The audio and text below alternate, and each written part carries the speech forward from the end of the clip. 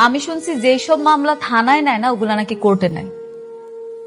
আমি আমার সন্তানের অধিকার আদায়ের জন্য কোর্ট পর্যন্ত যাইতে রাজি আছি। যতদিন পর্যন্ত ও মাইনা না নিব এই সন্তান ওর, ততদিন পর্যন্ত আমি লড়াই করে যাব। তাতে লাভ কি? আদালত যখন আপনার স্বামীর ডিএনএ টেস্ট দেখবে তখন তো মামলা ডিসমিস হয়ে যাবে। তাইলে কি আমার এই সন্তান পিতৃ পরিচয় পাইব না?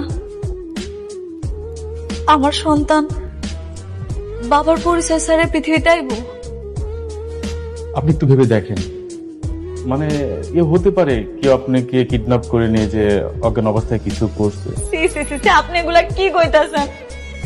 আমি মৃত্যুর আগ পর্যন্ত কইতে পারবো আমার এই পেটের সন্তান শুধু অনেকের, অনেক ছাড়া আমার কেউ স্পর্শ করে নাই, কেউ কোনোদিন না। ঠিক আছে, কিন্তু সমাজ সমাজ, এই সমাজেরই তো ভয় পাই আমি, এর জন্যই তো এত কিছু করতেছি। আচ্ছা, আমার সন্তানটা জন্মের পর কি কলঙ্কিত হয়ে জন্মগ্রহণ করব? আমি মানুষের কাছে কি কমু? আমার তো মাঝে মাঝে মরে যাইতে ইচ্ছা করে। আমি কেমনি কি করবো? আপনি একটা উপায় দেন, আপনি একটা উপায় দেন আমাদের। আপনি শান্ত হন, আপনি বরং বাসায় চলে যান, দেখি কোনো উপায় পেলে আপনাকে আমি জানাবো।